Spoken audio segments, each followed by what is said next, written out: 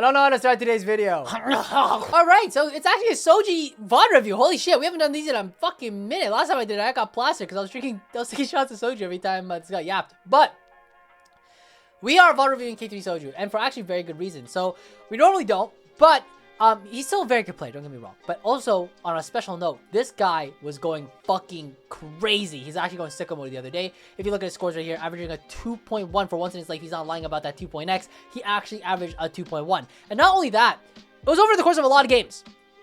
3-2, 1-1, 3-3, 3-1 were his scores, at least so far into the VOD. And a little bit of spoilers, he actually just kept popping off throughout the stream. I think he actually did end up averaging like a 2.x even until the very end. And he played like, I think he played double the games after this. So quite a crazy fucking performance during the stream. We are inside a champion conference, so that does mean that we are getting tailored units here. So whatever fits on our board here makes a lot of sense. And right now we are tailoring towards a Kassadin, which might be going like Kassadin, like was this last patch? Like no, Kassadin is actually still very playable. He's actually kind of decent. But you do need a really good spot for it, and it's not something that you could definitely force in any sort of way. Kassadin also makes a lot of sense because we are holding a Zoe pair here, so maybe we could play around the portal opener depending on our components. But regardless, going through 2-1 augments here, Martyr, Metabolic, and Trade Sector, these are all fucking dog shit. Definitely reroll middle and right side. Martyr is basically untakeable 2-1. Metabolic is just super mid, but it's more mid than Trade Sector, so that's why we reroll Metabolic first. Martyr is a really good late game though. It's just one of those augments that like you just don't get a lot of value out of it early. You just don't have that many allies. So it doesn't make a lot of sense to take this in the early game. It just has really poor stats at 2-1. So definitely reroll middle and right side here. We end up getting caramelized comforts, and holy fuck, look at his fucking face, man. This is terrible. Combat caster is just as bad as Martyr for the same reasons. Caramelized comforts is averaging like a 5 point something currently in the current meta. Really fucking terrible. So Trade Sector, I would definitely reroll it though, just to be safe. The reason why is because there's such a large augment disparity when it comes to just how good or how bad an augment can be. So you want to be a little more aggressive instead of 12, at least from now, based off the current balance with your augment rerolls. So Trade Sector here, we definitely want to reroll this on the left side here. See what we get. We get Spider Queen, which is not good. It's definitely a little more takeable than everything we've seen so far. But the reason why in this specific spot it's not takeable at all is because our item slams are fucking dog shit. It makes no sense for us to take this Spider Queen when we have a Sword Chain and a Crit Glove. We have 0 cents for Elise. We only have 1 copy of Elise. If we had a bunch of copies of Elise and an item slam and an open component that made sense to play into Spider Queen, I could see it. But in the current state, this makes absolutely no sense, and we have to take Combat Caster here, and that's just how the cookie crumbles. So I'm getting Combat Caster here. We actually hatch a Kassadin along with the other one that we naturaled in our shop, plus our first charm of the game, a Reforger and a Remover, which, if you don't know, in this current patch, they actually changed it a little bit. So now it actually stays on your bench. So this is actually a really nice 2-1 charm, especially if you're loose streaking early, because you don't have to utilize it and you can keep full late game. So really nice. I really like this change. This charm now feels so much better, if you ask me, in my opinion. But it looks like we have a Dejo player, Spoils, Flexible. So Flexible is really good. High horsepower, one of the best hero augments currently, unlike Spider Queen. High horsepower is actually almost always takeable now. You just play into the Zoe comp, an S tier comp already. On top of the fact that the Lilia hero augment, just this bitch bonks for incredible amounts of damage and heals an incredible amount, and it's so easy to streak with it until like stage 5 at the bare minimum. So definitely tough lobby to be low rolling in, that is for certain. We do have still the Multi Strikers on our board here. We did end up selling the Zoe pair just to make 10 in the last round. It is a bit unfortunate though, just because right now what is he doing? He's looking up Varus? He's looking up Varus. It's a 4.8. Yes, it is fucking dog shit. In case you didn't know, Varus is dog shit. Breaking news, I guess. Not really. I don't think it's breaking news that Varus is bad. Varus has been bad, and he's still bad. So it doesn't make any sense for us to play Varus. Sorry, there is a gnat that is flying around my room. I'm gonna try to kill it while this video water reviews. Fucker. Sorry. All right, the video's going. Anyways, it's fine. It's just a gnat. There are bigger problems in the world. But anyways, going back to the game here. Soju picked up a component off the carousel. I don't know what the fuck it was. I would assume it's probably bow. Makes the most sense to me. Bow is very flexible. It's one of the best components right now. Reason being is just because bow can go into AD, go into AP. You can never have too many bows. You can have a red buff. You can have a GS. You can have Nashers. A lot of really good stuff here. And actually, oh wow, look at that. We actually saw our fucking units here, because why the fuck would we ever play that trash? Makes a lot of sense. We're not playing multi-striker. And I think, if I remember correctly, from the first time I watched this, somebody was already kind of leaning towards Kassadin, so he was like, I don't want to play Kassadin, so That makes a lot of sense. So we end up selling the multi-strikers here. Don't get baited into a bad line, especially if we don't have a good spot for it. And looks like we're just going to keep loose streaking here. And right now we're holding the mages, which is pretty interesting. Definitely not a common hold, but he hasn't really had anything else to really hold throughout his shops here. So this spot is like not good at all. Typically when it comes to TFT, especially during stage 2, you know your spot is good when you have a good amount of HP preserved, plus you have good direction, plus you have a streak, right? But the main thing is direction. When you don't know your direction TFT, it feels really, really bad because you are the only one really in the lobby, especially in higher elo, that doesn't have a game plan. And when you don't have a game plan, it's hard to know, or rather, it's significantly harder to know what units are to hold and what units are not to hold. So right now, our strongest board is going to be like the double bastions and like Honeymancy, I guess. Maybe, but the thing is that because it's champion conference, if it's Honeymancy, we end up actually farming a Veigar here. I don't know why I took out Honeymancy, to be completely honest. I'm pretty sure he's supposed to play Honeymancy here. And you end up getting the Veigar pair, and maybe you can play around Veigar 2 throughout the mid-game. Luckily enough, we do get a tier here as well, though. So, to be completely honest, I can actually understand, like, not even wanting to play Honeymancy here, just because, like, our items are fucking dog shit, and we'd have to maybe play around Neela in the mid-game. Especially just considering our items here, we would have had, like, Hodge Stair Racks, bow, and then play around, like, maybe even, like, Last Whisper on Neela, and then maybe just call it some, or GA on Neela. That actually makes some sense. That's kind of fine. But it looks like we end up going with the Shojin here, and that's okay, and Nashers, and this makes more sense to me. Neela, again, like, it was sort of leaning towards warrior / AD melee just based on our items, but Neela is a comp that really falls off starting stage 5, so leading into a bad combo, we've already lost so much of our HP already, doesn't make any sense. So I can see why he didn't end up trying to go that direction. New recruit, Tiny but Deadly, Immovable Object. These are all actually pretty decent. Tiny but Deadly is sort of in the same boat as Martyr. You definitely want to take it at 4-2 if you can, whenever you can. But it's still fine. Immovable Object, I would assume, is a lot better. This Randuin's augment has just always been good. It did get nerfed a little bit this current patch, but it's still very solid. I could see it. New recruit, if you want to play towards something like Karma, maybe towards Rise, you could try, but we have to stabilize really, really hard, either on this turn or on 3-5 when we level to 7. It depends on the way that we really approach the game, but right now, based off our current board, I wouldn't be surprised if we just fucking sack until 3-5 and we just level 7, and then we just send it down a little bit to try to stabilize then. It takes too much money right now to roll on 6 to try to stabilize our board, so a 3-5 on 7 makes the most sense to me. So that being said, new recruit is kind of expensive because you gotta play that extra unit here. So personally, I'm leaning towards immovable, but if you reroll, I would reroll middle, see what it is, and then reroll left side, and then lean immovable. But again, it's close. I could definitely see new recruit and try to play around 4 cost. That's totally acceptable as well. Let's see what he ends up taking here because I certainly don't remember. Let's see. He's busy talking to chat, but oh wow, so he actually rerolls immovable, and then he gets Blossoming Lotus and Radiant Refractor. Support Golem is like the best prismatic, so you might as well just take this one. Makes a lot of sense. So I'm down to just take Support Golem here, and that is very chill. So we take Support Golem here. It is like literally the best prismatic, despite the fact that Settlers got nerfed a little bit. And we level to 6 here, so this is fine, and we don't roll because there's nothing to really fucking roll for. It would cost way too much money to spike on 6. So I am definitely down for the level 7-3-5, and then try and roll a little bit, try to natural a little more copies. Duplicates rather, before we are able to you know, actually stabilize. So we're probably going to be dropping pretty low, to be completely honest, maybe down to like the 40s, maybe to the 30s.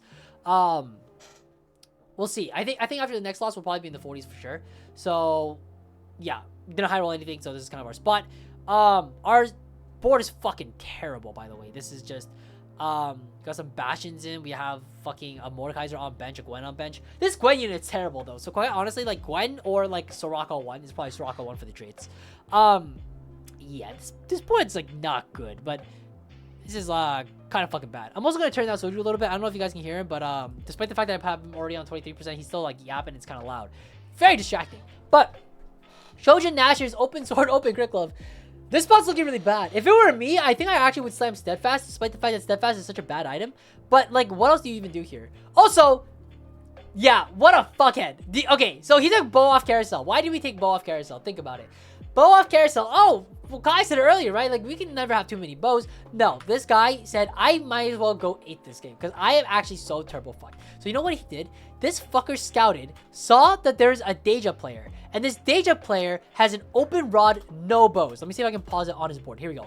Open rod, no bows. He had to slam QSS. That's how bad his item components have been. And this also goes to show why you shouldn't like play lines that you think are OP just because you think they're OP. You should really consider your spot, because in this spot, this guy not getting a bow is terrible for him, because now he actually has no way to stabilize for the next 2 rounds, so he's gonna lose even more, and there's nothing that he can do about it. So this is so fucking bad for, I think his name's Relapse, but Soju's going, if I'm gonna go 8th, I may as well also try to send this guy 8th, and that way I'm guaranteed 7th, because his spot is bad, but that guy's spot is even worse because he didn't get the bow, and Soju can still kind of use the bow. It could be red buff, it could be whatever.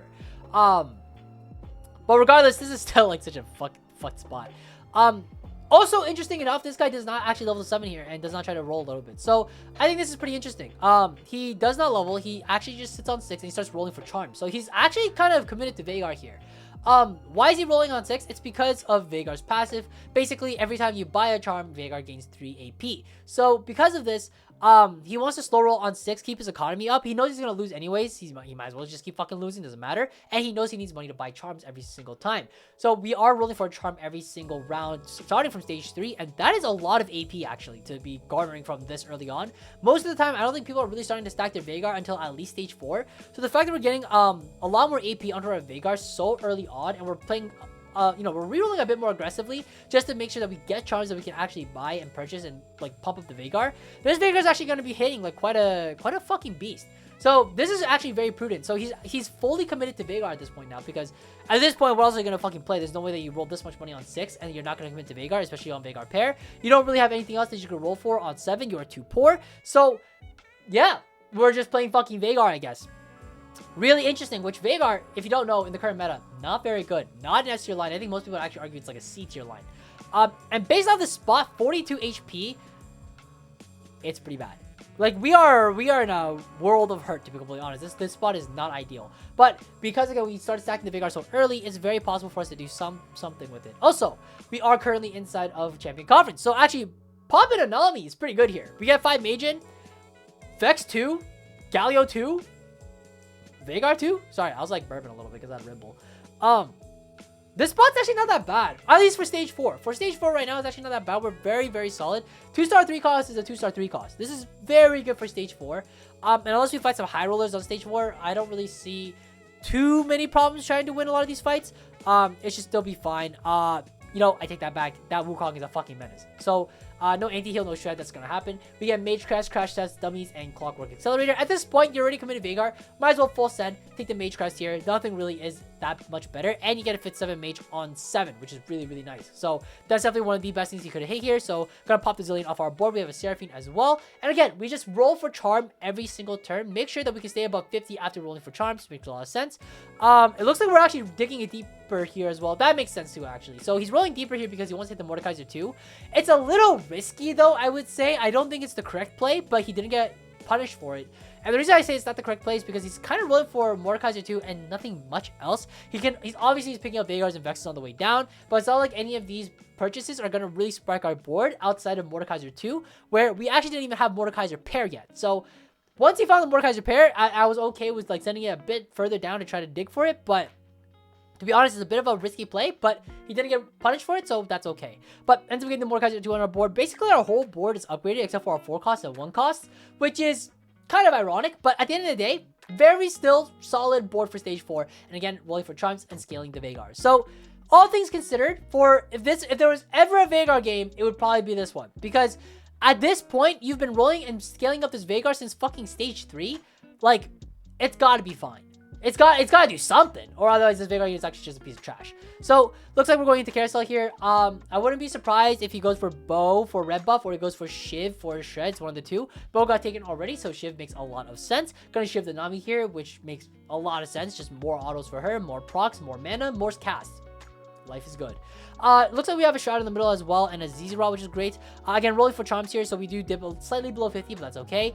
I'm also really down to just sell this Xerath. It's not going on our board until like level 9 probably, because our cap is probably Arcana on top of the mages, unless we get 9 mage. So, yep, sell the Xerath here, make 50, that's okay. And again, name of the game, slow roll and slow roll for the Charms every single turn on stage 4. Which, yes, even though the Charms only appear once every 3 shops, up until stage 5, we're still going to do it because we need to scale the Veigar. And again, I'm trying to really drill this in your head because there are going to be times, especially during the mid game, where there's a lot more agency. You need to know if you should be rolling for these charms every single turn or not. And stage 4 while playing Veigar makes a lot of sense. You are rerolling on 7 anyways. And actually, speaking of rerolling on 7, holy shit, this guy just hit Veigar 3. On 4-6, he hit 2 rounds early.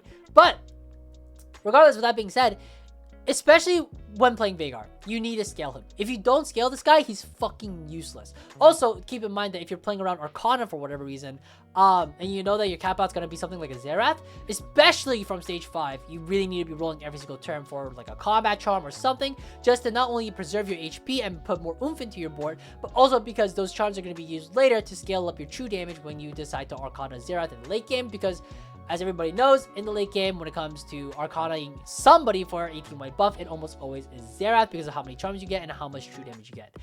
We are going to stay on 7 though, for obvious reason. We are not Vex 3 yet. We are 3 off. We are close enough that we might as well just keep rolling.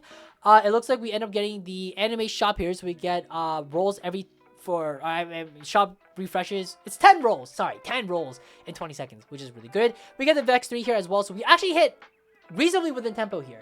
We hit the Vex 3 and the Veigar 3 by 5-1, which is great. Our Mage Crest isn't on our board. Now it is, so I don't know if that actually applies mid-fight. I don't know. I think it does, though. But, I mean, Vex 3, Veigar 3 on 5-1, spot's not that bad. So despite our spot, like, looking kind of horrendous, we're 5-streaking. We're 5-streaking. It's a top 6 at the bare minimum. Relapse actually ended up going 8th, the guy who was playing Galio earlier, so, yeah, that's something. Soju actually kind of griefed him. But, I mean, it made sense. If he thought he was going to go 8th, he might as well try to guarantee that guy 8th, and he just goes 7th. But, really small tidbit, but very prudent, or, sorry, smart decision that Soju made. I'm going to try to say the word prudent less. I feel like people were calling me out for how often I was saying it. I think it's a really good word. It makes me feel smart. Regardless, you know, it's nice to expand your vocabulary. You know, increase the vernacular. Expand the horizons. Unleash the... Okay, sorry.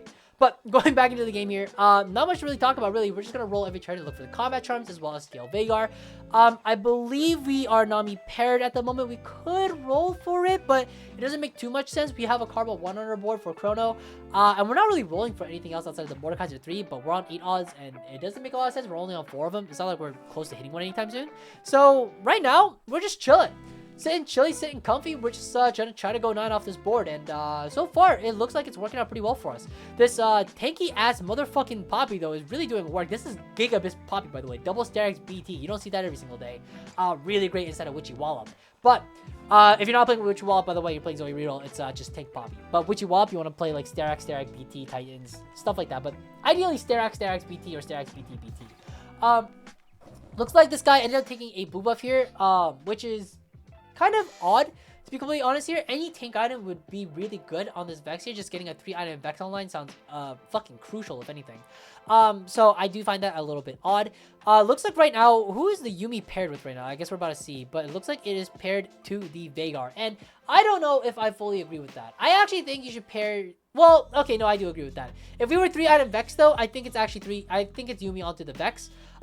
Reason being is because I think this Veigar at this point has been giga scaling the whole game. You have enough AP, especially with 7 mages. So there's no reason to actually get more AP onto this Veigar. You actually want to fortify your frontline if possible. But again, this frontline is 2 items, not 3. But once it's 3, I do think Yuumi onto the Vex here is the correct decision. But other than that, it's pretty chill. Another thing to note as well, he actually places the Yuumi into A7, the top right hex of the board, which is actually very good. For some fucking unknown reason, or somebody maybe does know the reason, and maybe you can enlighten me in the comments, but Yuumi, because she starts at A7, that hex is now blocked off for the rest of the fight. I don't know why. You can pretend like as if this Yuumi is like a little pillar, an invisible pillar, and because she's there, the enemy units cannot walk onto that hex. I don't know why that's the case. It's just fucking like that. So, even though Yuumi, yes, disappears onto the Veigar, it's just kind of fucked. That's just how the game works. It's just buggy. So, just keep that in mind. Maybe they could turn it into a feature. Maybe just like the unit, when they dash, they leave a book, and now the book is acting like a totem or something. That way there's at least a visual clarity to it, and you don't have to be like a knower. But anyways, I digress. Looks like we are gonna go into Mage Arcana on Xerath. That seems fine to me. We don't actually have Arcana, we have Chrono. Red buff is really great here because we actually need anti-heal, and anti-heal is probably more important than 3-item Vex here, so I can definitely see that. Again, At this point, I really do think we have enough damage. Even though it's a 2-item Vex, I wouldn't be surprised if it's just still Yumi onto the Vex here. This is our main tank, and our front line is more lacking than our back line. Based off the amount of charge that we have. I am down for anime bench is fine. I think I would take this as well. Just so that we get like a extra unit to pop onto our board. That's okay. It's basically playing up a mini fawn. Looks like we have, let's see, Yumi onto still Veigar. Still disagree. And we actually have 3 Arcana in now. So we actually have the Ari as well as the Tom Kench, which is very, very good. Gives us 2 Vanguard anyways, which is great. But also now our Veigar is doing even more damage. And actually, if you saw the damage chart, 17,000 damage. On top, like, I think like a fourth of that is true damage. That's a lot of fucking damage. So we are definitely chilling with the Arcana and the Zerath, and it makes a lot of sense, especially with Veigar. Arcana is easily the easiest way to cap out, because with Zerath you get true damage, and our Veigar just does so much damage because of the amount of charms that we bought.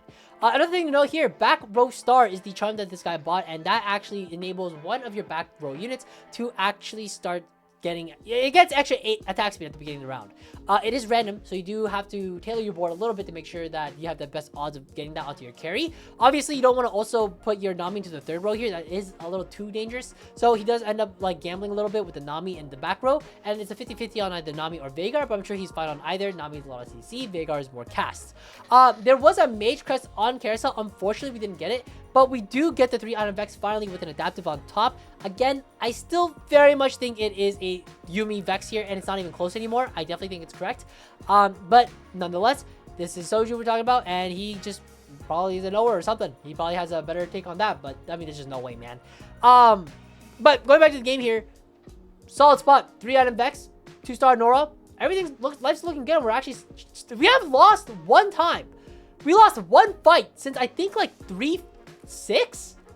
We've gone through like basically 3 whole stages at this point, and we have not lost since. So who'd have thunk? 7-mage, still very fucking playable, and definitely from the right spots. I don't know how good this spot is with only 5-mage, because I think 5-mage is sort of the more realistic, like, you don't really expect to hit Mage Crest ever. So 5-mage, I don't know how good this board is, and I feel like that would be the standard line. But regardless, Soju wins out with the first with 7 mages, Veigar, and Vex reroll on this current patch. A very offbeat line, but still nonetheless, masterclass, well done. And he actually dips below 2.1 down to a 2.0 average to close this one out. And again, I'm just gonna have my camera here just so you can see his scores. But he actually went fucking beast mode. I'm just gonna skip to the end here so you can see. He ended up averaging a 2.7. Still an absolute beast. And in this game, that doesn't even show up on the tracker yet. He's top 2. So, bro went absolute beast mode. Might be reviewing a little bit more of his game's future down the line. But regardless, really well done. Oh, he's playing multi-striker. Oh shit. But hope you guys learned something. Take care, guys, and happy climbing.